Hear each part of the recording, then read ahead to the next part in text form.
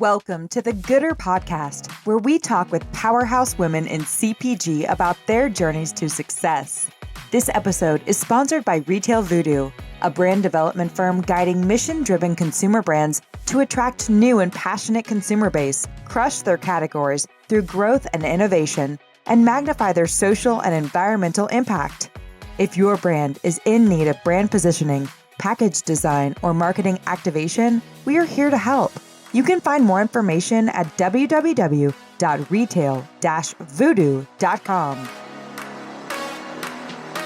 Hi, Diana Frike here. I am the host of the Gooder Podcast, where I get to talk with the powerhouse women in the food, beverage, and wellness categories about their journeys to success and their insights on the industry. Thanks for joining us today. Really quick, this episode is brought to you by Retail Voodoo. Retail Voodoo is a brand development firm. Our clients include Starbucks, Kind, REI, PepsiCo, Hikey, and many other market leaders. We provide strategic brand and design services for these brands in food, wellness, and beverage. If your goal is to increase market share, drive growth, or disrupt marketplace with new and innovative ideas, give us a call and let's talk. You can find us at retail-voodoo, that's VOODOO.com. Now, to the fun stuff. Today, I am excited to introduce Miss Amy Friedlander Hoffman. Amy has spent her career making sense of radically changing industries. She is currently the Chief Business Officer for Liquid Death Mountain Water. I'm going to put quotes just because you guys are so fun. The fast-growing beverage brand packaging water in infinitely recyclable tallboy cans, overseeing sales, marketing, merchandising, development for commercial strategies, and business development for all brand partnerships. So one busy human. Okay. Prior to Liquid Death, Amy spent 5 years at Uber, most recently as the head of business for brand, where she oversaw 150 partnerships across entertainment, music, sports, venues, community, and brand, purposeful to improve the customer experience and earning her spot on Billboard's top branding power players. Amy's resume includes an impressive list of media and telecom brands that we just might touch on later today. But for now, we get to say hello. Hello, Amy. How are you? I'm great. How are you? I'm good. And you're calling from an escape room in Santa Monica today. Is that right? Am I understanding correctly? Pretty close. Yeah. I'm actually calling from our new offices that are on the kind of border of Venice and Culver City. So that is where I am. Okay. I was just down in Santa Monica a couple weeks ago for Nosh Live. Yeah. Yeah. Great. I call it home because I was literally born in Santa Monica.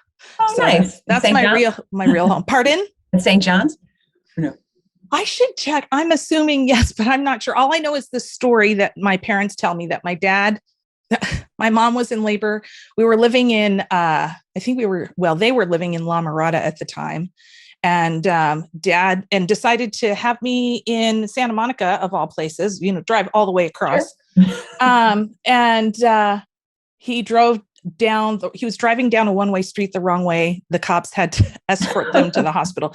That's the extent of my knowledge of the situation. So there you go. Busted by the police before you had even started. This explains a lot right there. I'm just saying.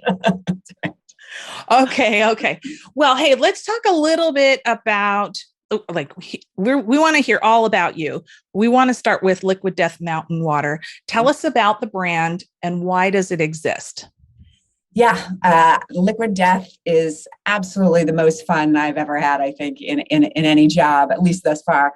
Liquid Death is, the whole concept of Liquid Death really was why are only, sodas and energy drinks, and candy get to have all the fun. So right. It's the idea of taking something that's healthy, making it 50 times more fun, and something that people enjoy drinking. So, there was, I think, a really huge kind of hole in the market where anything that was healthy kind of is pink and blue and looks like it's marketed to yoga moms. Yeah. And we live in a world where it's, everyone is, from Jay-Z being vegan to, people drinking less and being sober and all of these sort of movements for people being healthy that really everything healthy was only marketed in one way. So the idea was really to turn that on its head and make it, super fun to drink water. Yeah. It's the truth. I think millennials started accelerated that whole water look and feel that from a consumer standpoint. But I think Gen Z has really allowed us to get more playful and less serious about ourselves. I think the beverage industry in particular, but food and beverage in the better for you space, we take ourselves pretty dang seriously. Even when we're having fun, we're serious. And what I just love about Liquid Death is it's kind of turning having fun and poking fun at itself in the industry and the category in a much different way. You're absolutely serious about what you're doing, but you're saying, we're going to do it this way. We're going to throw all the tropes out the door and we're going to start over and we're going to do it this way. And I just love it. I took a peek at Mike Cesario's, did I say his last name correctly? Yeah, Cesario, yep. Yeah, his bio, right? He's an agency guy. The creative clearly comes from him. And I don't know exactly who his co-founder was, but I mean, you can see that's where the genesis of all of this. You're fairly new to the brand, joining earlier here in 2021. Talk about what was the brand opportunity that brought you here? What happened in that moment in time? Yeah, I mean, I had been introduced to Mike actually almost a year ago now, and we had been talking about me advising. So I actually came in to advise the company. Originally, They were working on actually having some beginning conversations with Live Nation, which we can talk about. And I had worked with them a ton in the past. And so I agreed to come in as an advisor. And then after like a month, I was like, I'm in. Like, I love it. Mike is just a wonderful guy, and JR, who's the co-founder. JR, okay. Yes. Yeah. I mean, Mike is an absolutely brilliant creative. And really, talk about the brand, right? This is, in some ways, he has a new daughter named Charlotte, but this is his first baby.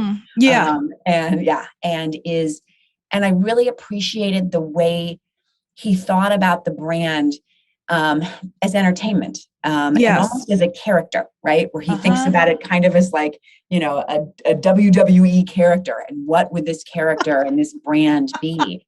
And the other part that I really appreciated about it was that it was done. It's all rooted in comedy, right? The whole thing is really about making fun and making fun of marketing, but doing it in a positive way. Like, it was very early on. Someone showed us a picture and they had sort of like marked up other brands as other names, and, like Core as Boar and all these things. And he was like, you know what? Yeah, no, like, we don't make fun of others. Right. Like, we're about making fun of ourselves. Yes. And that really resonated with me as well, because it's like all really done, it's kind of subversive and funny, but all done in a very positive way. Mm-hmm. And now I want to touch on this for just a moment, because this could be me, but maybe you can validate this or not. But I feel like the brand was very mission centric. I kind of got the comedy. I got the turning it on its head, but I feel like it's just been in the last maybe year, maybe less than a year, where I feel like a bunch of things snapped to grid, and now we're a legit CPG company. And like I said, it could just be me, but I feel like a lot of foundational principles went into place and everything seems to be firing in the same direction. Am I seeing that correctly? I certainly hope so. That's been the goal, right? I mean, yeah. And, I think another important part, right? And I think a lot of people, and I was one included. It's like, when I started talking to Mike, it's like, you see Liquid Death, and I'm like, Liquid Death, like, I'm a sunshine and rainbows girl, right? Like, I don't wear things with skulls, right? Like, I don't know that I get it. And then when you get into it and you realize two things: one, as we're saying, it's just funny, and everything is rooted in humor and comedy. Yeah. And two, that it's about death to plastic, and that's sort of the other piece of that's part of the Liquid Death, and that's really we're a mission-driven company, and we can have that impact even more so because people are enjoying it, and it's not like you're just telling them to do good and thus they will, because people generally don't operate that way. Yeah. So I do feel like the last year has really been firing on all cylinders for us. So we have really aligned from the mission perspective, from, the comedy hits, right, and continuing to Yeah. show up in different ways, and in very different ways to sort of drive that message home and entertain people. And then from a retail perspective as well, we started off as a D2C business, and started sales in 2019, only D2C. Not surprisingly, water is very heavy. And so knowing that, now we still have a big and growing D2C business. And now actually moving forward, now with Amazon, where that continues to grow even more so. But the retail business, really, we started and went into stores in spring of 2020. Started first retail partnerships with Whole Foods and 7-Eleven. And we've just continued to grow, from the retail side from there. And both sides, but that's been a huge part of it. I would say that this is, I am the sole grocery shopper in my family, which would be no surprise. It makes it kind of a challenge when you're in CPG and you grocery shop. So I live in the city and I have about 7 different grocery stores, local and national. And I actually each time I shop, I go to a different location so I can watch what's happening on the shelves. And it's so fun to watch a brand like Liquid Death go from like Kroger to, now you're into like the local shelves. You're in at the level. Sometimes it goes the other way around, but with you guys, it came from bigger to smaller. And that's been fun to watch. Let's talk about this a little bit further now. I mentioned in the intro that you came from Uber. You came from kind of digital and not digital, but kind of tech industry and digital industry. I want to talk a little bit about the transition from where you were to CPG, because many employers, brands that we work with, sometimes people who are networking with me are always, I'm looking for staff. Do you know anybody with 240 years of experience in beverage that can help us turn our business around and be disruptive? So my question for you is, how did that dialogue go with you guys? Was it fluid, or was it that time together that you had ahead of time where you guys got real comfortable with each other and that made that transition easy? Can you talk about that a little bit? Yeah, I think it was sort of twofold. I can speak from my side and then from Mike's perspective. For me, it's always about doing something that hasn't been done before. Like that's what gets me excited and up in the morning. And so I had started my career, as we were talking about, in media, and I worked for for a first video on demand company and for AT&T, and then had the opportunity to go to Uber. And that was like, the first time you open the Uber app and hit the button was, magic. Yes. So I was super excited to go and now work in transportation. And then, for me, it's always about learning something new. So the idea that I was going to now go do CPG was super exciting, because I'm like, I don't know anything about CPG. So I was really excited to learn about it. And then from Mike's perspective, I think, as a company, and what we've seen early on was almost more tech-like. I mean, we have, it's in the sense of like from a growth perspective and from people's love for the brand. And so I think he had a comfort level, in the kind of growth that we were having, that the company was having, that this was maybe not your normal traditional kind of CPG company. And he wanted it to be not, right, the absolute opposite of that, right? Like we want to do things differently. We want to, disrupt. So I think from a background perspective, and particularly from my time at Uber, he was very excited by and comfortable with the fact that not only would I come from a world of disruption, but came from a world of high, fast-paced, high growth. Gotcha. And kind of what you think more from a tech perspective. And, it's probably one of the biggest things for me here. And I don't think people are sick of me saying it, but I'm always like, faster, like this is the thing that keeps me up at night, right? It's like, we got to move.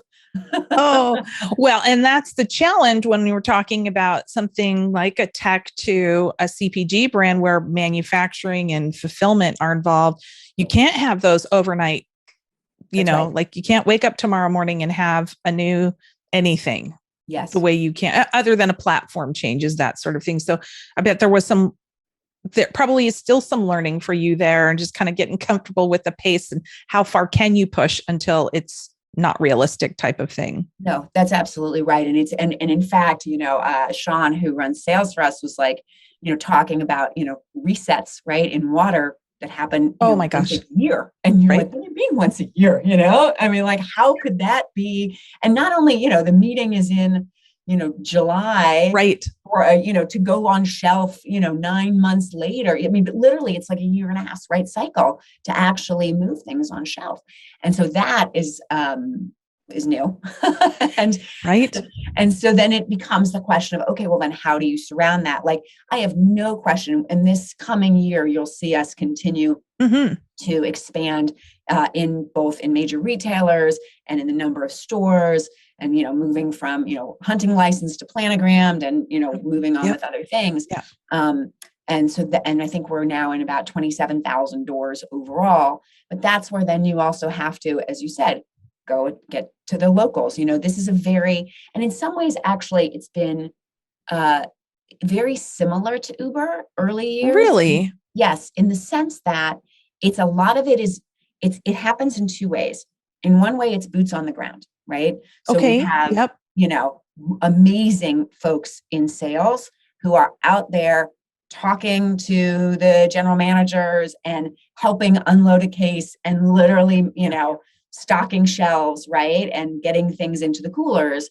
And it's really a kind of hand-to-hand combat in that way, and a very boots on the ground thing, where Uber was the same way. Whenever we would go into a new city, we would have at least a minimum of 3 people, and you'd have a launcher, and you would have someone to run ops, someone that ran marketing. And so every time, and it was sort of a concentrated push and effort to get that growth going in the city. And then it would the flywheel would start, and it would sort of work on its own. Right. So I've actually found a lot of similarities. And then so that's kind of like the base, like kind of boots on the ground level. And then on the flip side, it becomes the marketing side and creating attention and awareness. And those are the things that we've been focused on with the brand that we can control, right? And be able to push the awareness and sort of, we talk about it being, it's awareness, but it's also the idea that for us, it's about being in the cultural zeitgeist, right? Yeah. Like, that's really what Liquid Death is about. That's what Uber was about.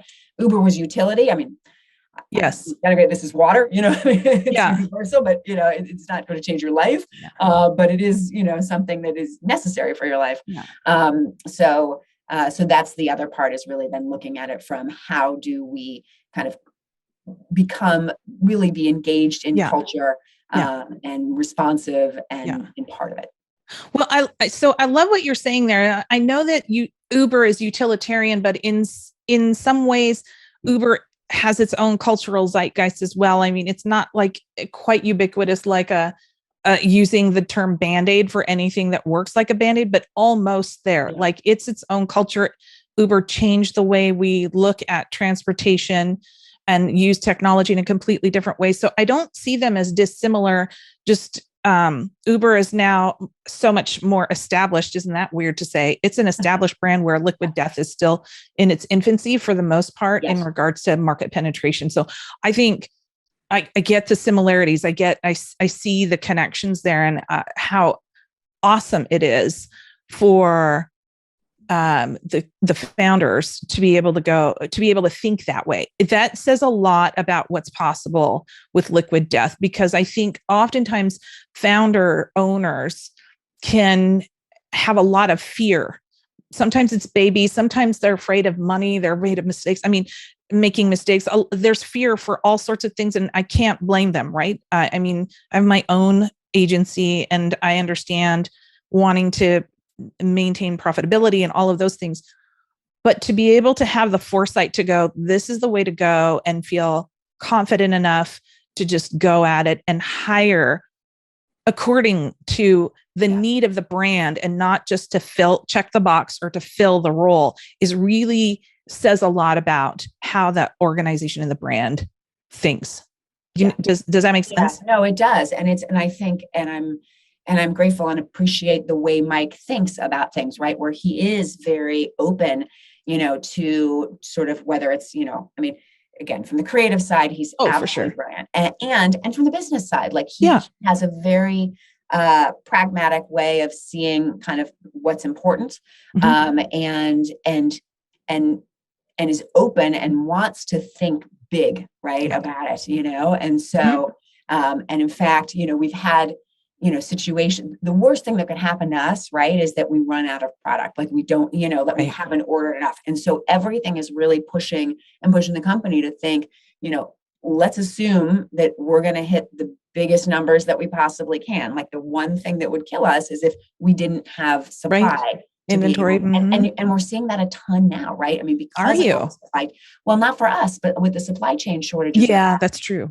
Aluminum shortages that are happening. Yeah. So, we've been able to take advantage of a lot of the issues with other brands that haven't been able to stock the shelves. Yeah. And so, retailers want things on those shelves, and we have the product, and and that's been kind of a defining factor for the company is like, we've never, knock on wood, hopefully we'll continue to do it. We continue to, surprise ourselves from a growth perspective. Yeah. And so it's really important that we are prepared for that, not only in making sure that we have that product, but in also thinking about things that we said differently, right? Like how, and a lot of that does come from Uber, from my perspective, where it was like the business didn't exist. Right. You had to write the rules. And we did, we wrote a ton of them. And it was like, that is possible, right? And knowing that really kind of in that way, anything's possible allows us the freedom and flexibility, I think, to grow faster. Yeah. Well, let's talk about those early days when you just joined the team. How did you set yourself up for the win, and how did Liquid Death set themselves up for you to win as well? Because it's definitely both sides. Yeah. I mean, I would say one of the things that was sort of nice for me in that respect was we were having conversations with Live Nation.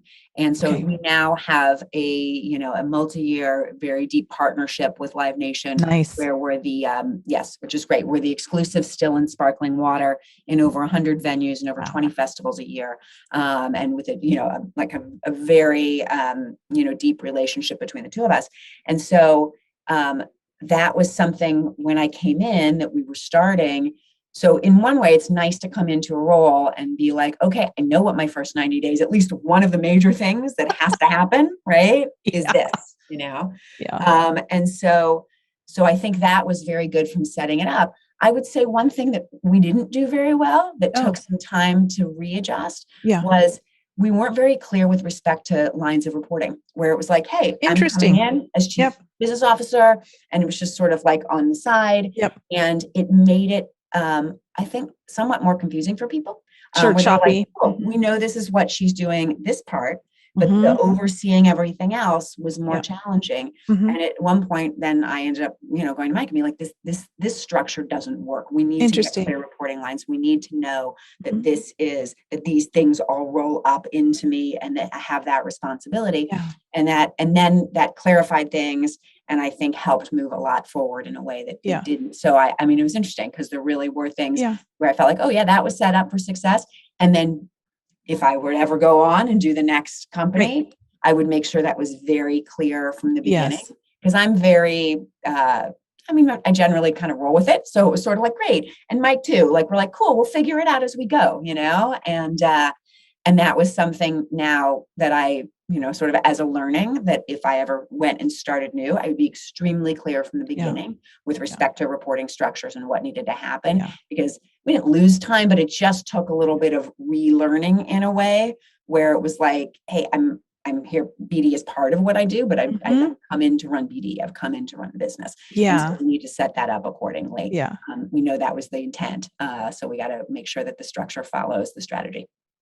Well, that is not uncommon in entrepreneurial organizations. Their strength is their weakness, their ability to be agile and to think. And sometimes we run fast and loose. We're like, okay, I said it as an entrepreneur. I said it, I put it out in the universe. That means people understand it isn't necessarily true. And I think it's really great when somebody can come in and guide these owners into that kind of thinking, because that may not necessarily be a natural way for them to think.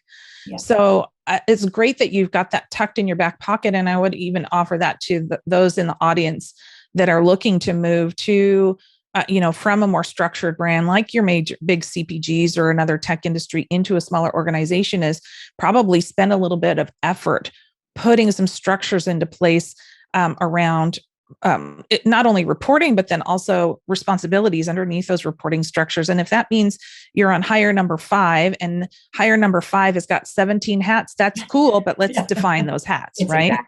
Yep, absolutely. And that's what's going to happen. And we're in a stage, certainly as a company, we're starting to get somewhat more specialized, but not really. It's still a team full of athletes, right? And so and then that's, a lot of what you need in the early stages where, and it's been interesting too, where we'll get, advice from folks or advisors and some folks who are, long-term CPG. And it's like, well, you need, this kind of data analyst. And it was like, at some point, yes, but we're like 8, stories back here. We don't have 100 people who are doing this role. We have 1. Now we're going to add 2, right? And so it's like, kind of that crawl, walk, run, figuring out how you staff to make sure that we're fulfilling on those things. But it's that's that stage. Gut instinct meeting, understand or kind of gut instinct meeting research and what you're supposed to do with it.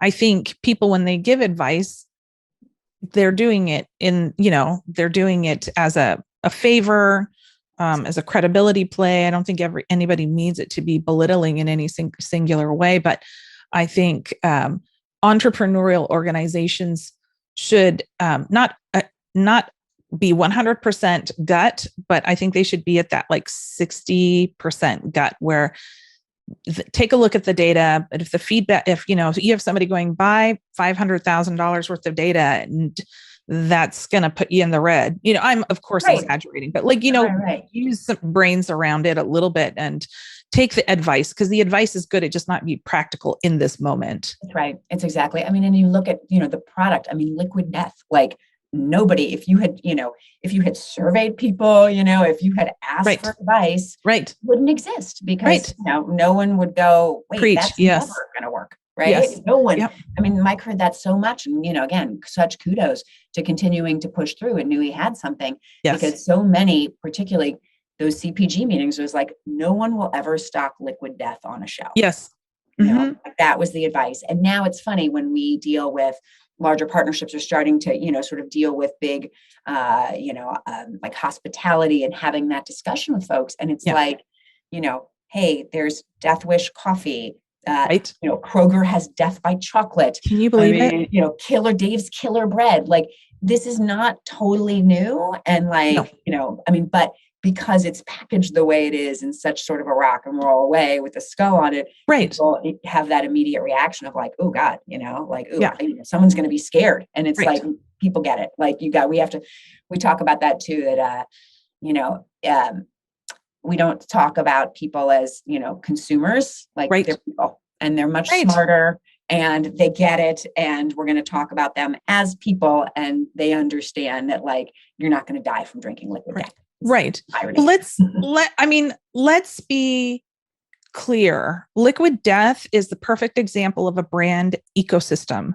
Liquid Death, just the name, if you printed it, in generic type or tried to put flowers and a palm tree on it and stick it on a shelf, is not going to work. It is the entire ecosystem. It's your mission, vision, values, and the design system, and knowing who your target audience is. Yes, at the end of the day, you still have to sell product. So we have to look at consumers in one way, but yes, they are people. But we're not trying to sell Liquid Death to the people who drink smart water. You guys created a whole new audience, a group of people that were probably downing Mountain Dew and Gatorade, which nothing wrong with that. But you are now adjusting this audience and bringing new people into the category in a way that it just really, it's just wonderful and surprising. I love it.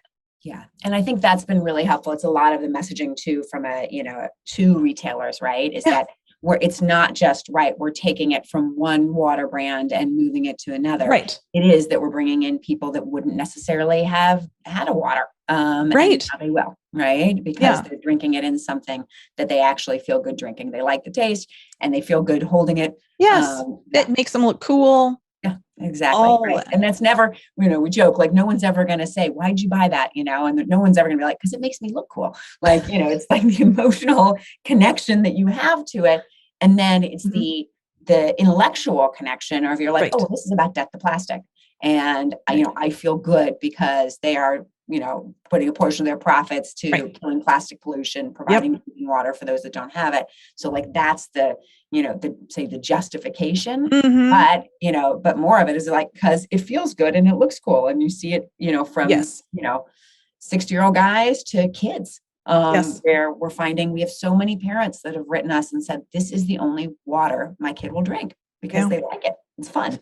Yeah, we had my oldest daughter's graduation from college this summer, and I brought regular bottled water, brands that we've worked with in the past. And then I brought in a case of Liquid Death because of the age group. Yeah. And you could walk through the party and tell by age and, who aligned with what. It was pretty great. Yeah.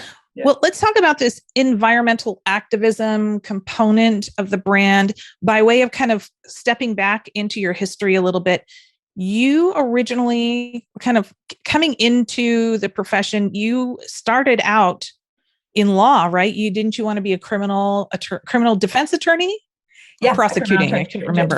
Criminal defense. Okay. I mean, I joke that I always wanted to be a lawyer till I got to law school, which is true. And criminal law, that is exactly what I wanted to do. Yeah. So. And how did that, this feels like it's going to be a reach, but I remember from when we prepped on this, like that there's a line, there's a dotted line from where you were then to how you got to where you are now. What's that guiding principle? And what was that aha moment that you had back then that said, I got to go in a different direction? Yeah. I mean, I actually had an amazing experience in law school where there were two 11-year-olds that were accused of throwing a 5-year-old out the window in Chicago, in the projects in Chicago. And I went to University of Chicago for law, and we had the legal aid clinic. So we represented one of the two 11-year-olds. And it was, like just an unbelievable, experience, and one that I thought, like, God bless the people that can get up and do this every day. Yeah. But for me, it was kind of too much. I was like, I don't think I'm too wrapped up, 2 years of working on a case and with these kids. And so I think that was the first sort of knowing myself moment. And I was like, I don't think this is going to be it for me. And so, but let me try corporate law. I moved. Try corporate. Let's go do the corporate side. Yeah, I mean, it was funny. I went back, which was nice. Chicago asked me to come back and speak at an entrepreneurial thing. Yeah, which was really nice. But I was joking when I got up to speak, and it was the same thing, kind of talking about career. But I was like, it was almost the whole point of the speech, which is like, you never know, being open to what life has to offer you, and kind of having a just do it mindset, even if you don't feel 100% comfortable that you know what you're doing. Here I am coming back to speak about entrepreneurism, and I came to be a criminal attorney, right? So it's like, that's the whole point, right? Just being open to it. So, so I sort of had that thread, practiced corporate law, switched over to the business side of one of the earlier companies that I was with, because it felt, on the legal side, it felt about, the key was about how to protect downside risk. And on the business, that's your job, right? And like getting the deal done, but like making sure that if stuff goes wrong, like, have you protected, the company? Right. And for me, it felt kind of the opposite, that I was what I enjoyed and the strength was sort of, deals and strategy, and how do you make it go right? Like, what are the things that you can do to put into place that where you, hopefully you never look at the agreement, but you're creating something that's value for both people, and you've created that relationship with people as well. So that's kind of how I, started on that path. And then it's just been about, as I said earlier, even when I came here from Uber, I kind of narrowed it down to what I would call like the 3 Ps, right? It's like, what's the problem? What am I going to get up and do every day and focus on? And am I excited about doing that? Number 2 is people. Like, who am I doing this with? You end up as you know, right, when you're working hard, becomes your family, right? It becomes your family. It's truth. Yeah. You see them more maybe than you see your own family at times. Yes. So who are the people, and am I excited, and do I like these people, and am I excited by, being next to them and working with them? And then what's the potential? And that potential could be, for fulfillment in what you're doing, whether that's doing good, whether from it's a financial perspective, like, how do you feel about, are you excited about the potential that it has? So I'd say, those are really the things, thematically that have, through this kind of windy road and different industries, have always been there and really sort of articulated as the things that have guided me in figuring out what I want to do next. Mm-hmm.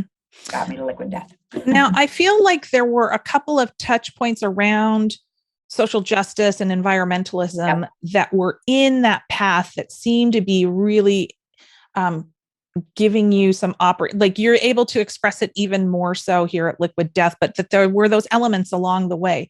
Were those contributing factors in going to Liquid Death, or is that just kind of free with purchase bonus? No, I was definitely a part of it too. So I've been on the board of Los Angeles Waterkeeper for the past 10 years. It's been a while. Wow. And LA Waterkeeper is the organization that protects our rivers and oceans, all of the water sources, for Los Angeles, and with, drinkable, swimmable, fishable, clean water. So, which has become a huge issue, right? When you think about where we're going forward, and it's like the ability to have good water sources, whether we were dealing with the drought issues, right, or whether we're dealing with oil spills, right? It's like that is kind of ultimately what makes us survive.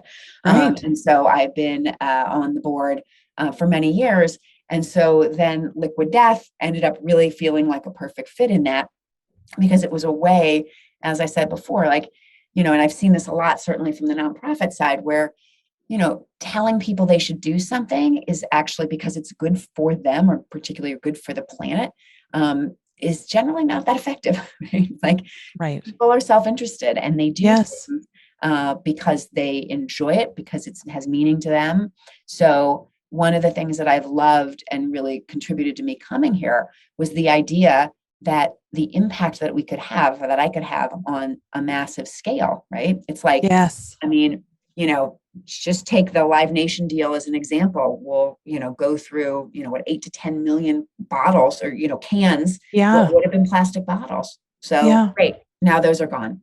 Now you see others in the industry that have seen that deal, and whether it's us or somebody else, they're like, oh, okay, I guess I have to get serious about getting rid of single-use plastic. So great. There goes those bottles, and so the more things, so I think frankly, if I think about, all of the bottles that, the cans that we have sold, that somebody that would have purchased, a single-use plastic bottle that was not going to get recycled, and that was going to go in, even talk about that, but like even, they talk about it's 8% of plastic at most ever gets recycled.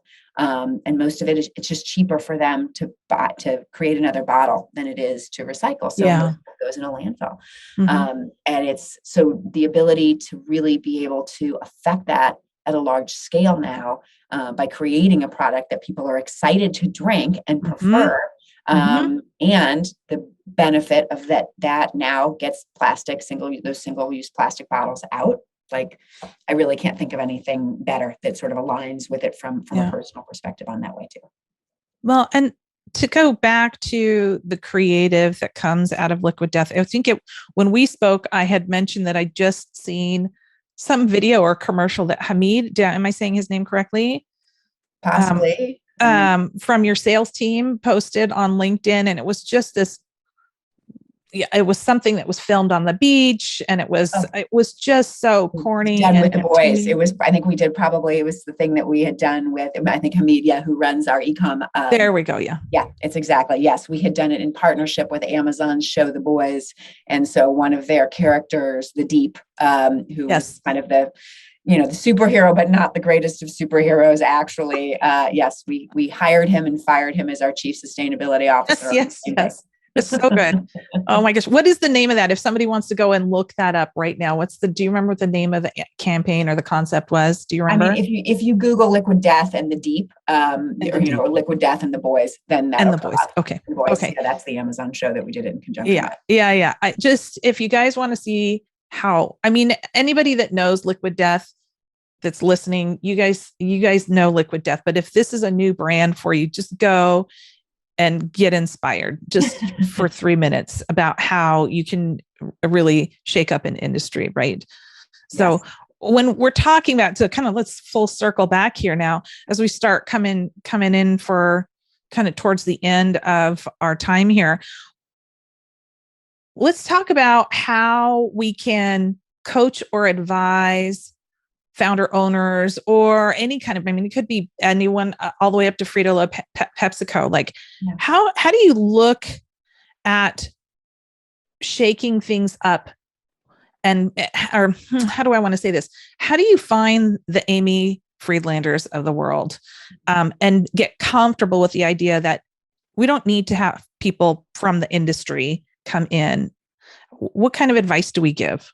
Yeah. I mean, I think it goes beyond, it goes more to thinking about what's the skill set you need, right? Like, what are you looking to do? Is it looking to find somebody who really understands strategy or who understands, e-com in a way? And it's not necessary. And then, because so much of it from an industry perspective, it's, it's learnings that you have from other industries. I mean, It's like whether, it was doing, if I worked for AT&T, right? And it's like looking at the subscription business, right? And, I helped them launch their television service. And then I ran the broadband programming, and it's like, entirely different industry, right? Right. The media side of things, but you have sort of understandings that you get from the way people think about that business. Mm-hmm. Uber, right? A completely different startup, transportation, marketplace economy. So it's like, what are the similarities to what you have in your business that you are looking, to change or to do? Like, what are the similarities related to how you sell your product, or what, or, whether it's, I'm looking to change something in marketing, or, this is an issue in, sales or in product in a different way.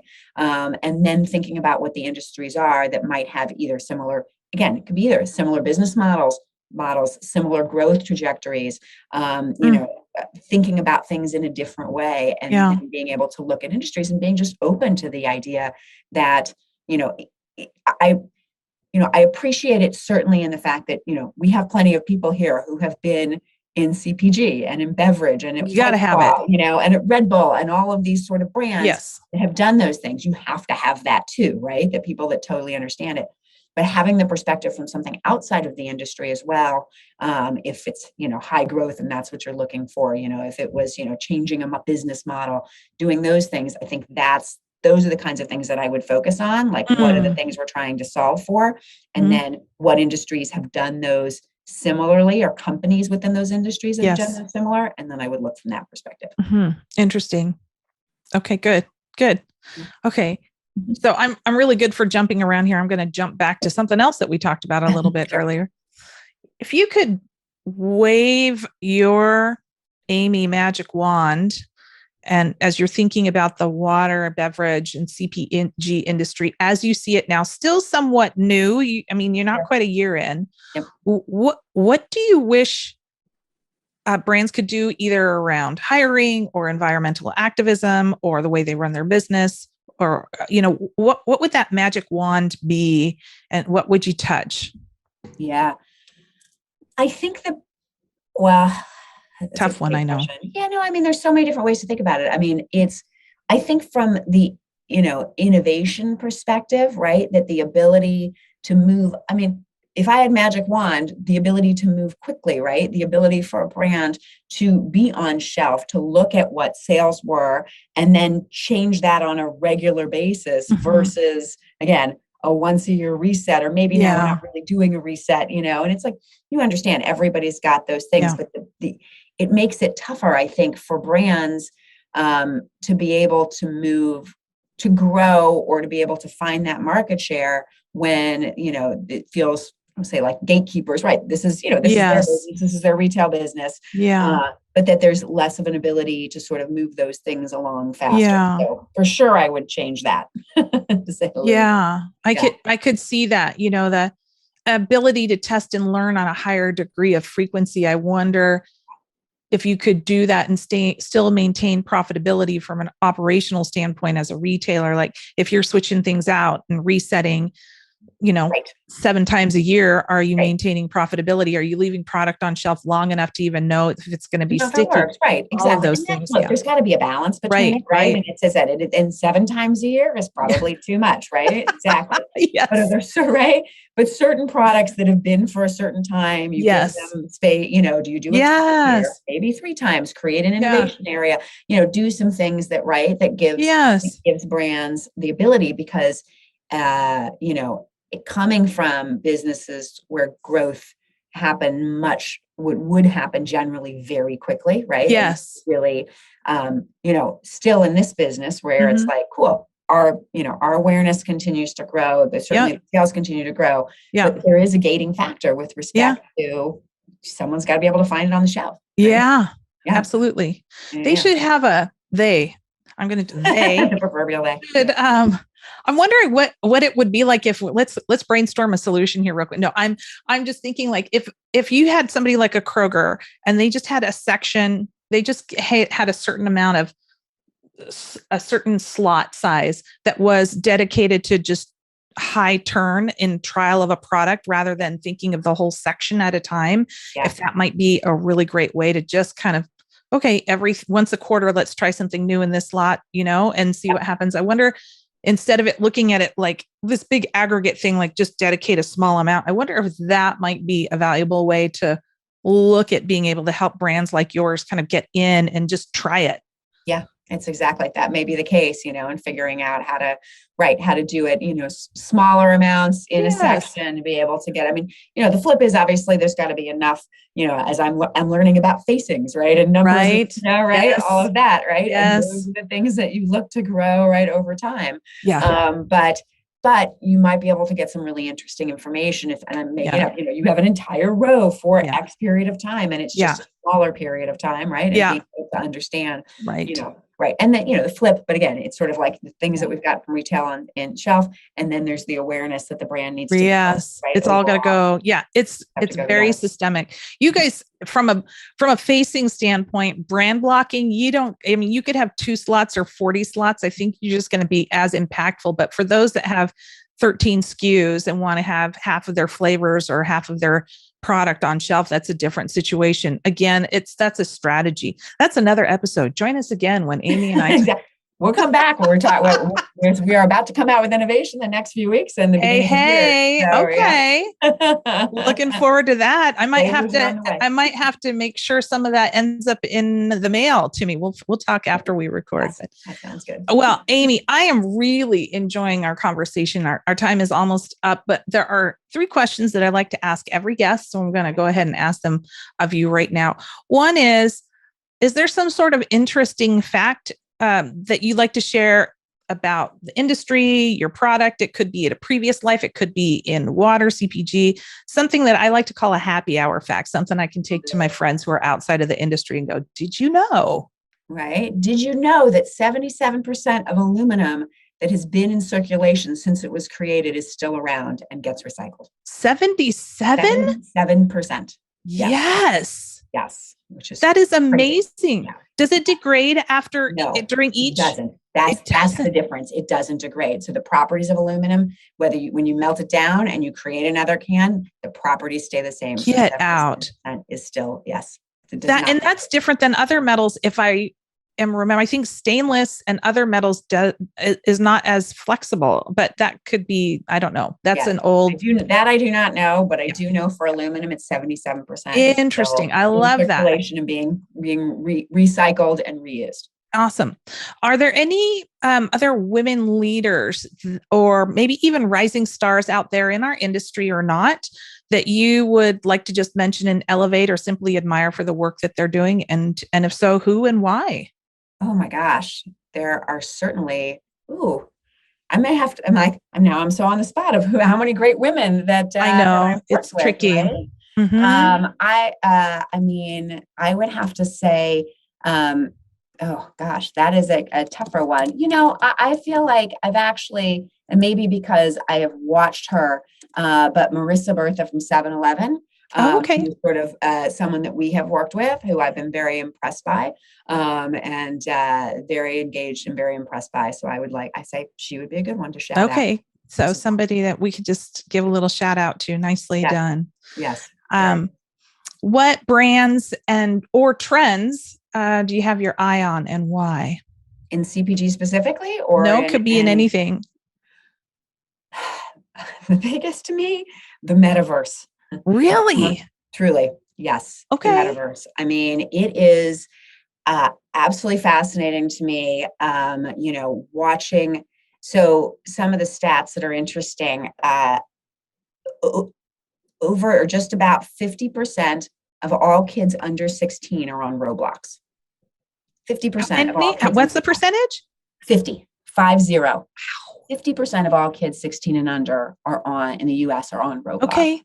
So when I look at where the world is going, and when you watch kids who don't really see the difference between a physical and a virtual good, that it's the same. And the other one stat that was so fascinating on that, I know it's over 50% as well, and I can't remember if it's even way more, change their skins, their avatars, what they're wearing every single day. And so it's this, like, from a trend or concept of seeing an entire generation that's growing up with digital and physical being kind of interchangeable, that they take the same properties and thoughts with both of those things. You're seeing,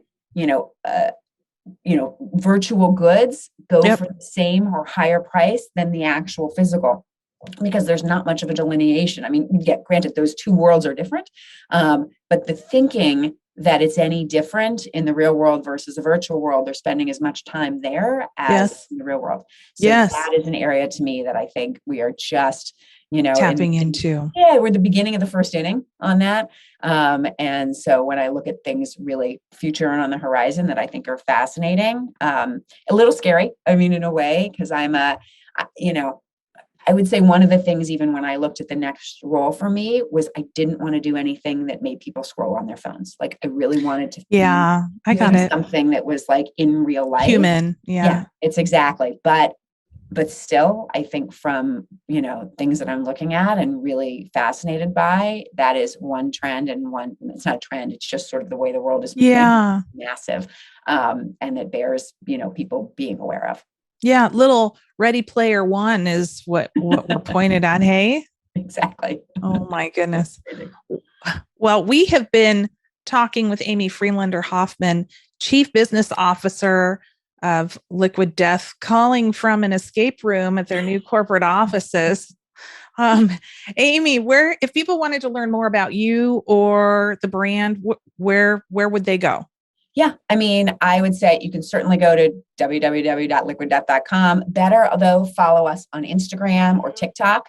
I would say those are probably the two places that would be best to follow us. We are now the number 7th beverage brand on those platforms and social. Nice. I think I saw that.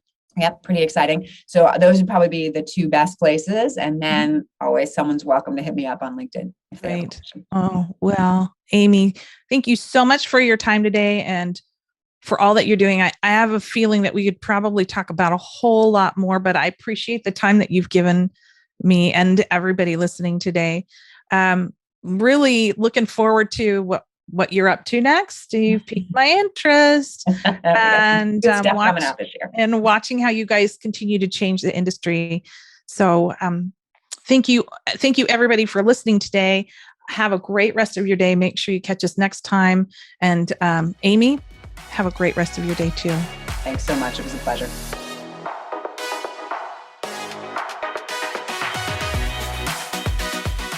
We hope you enjoyed this episode. And if you haven't already, be sure to click subscribe and share with your network. Until next time, be well and do gooder.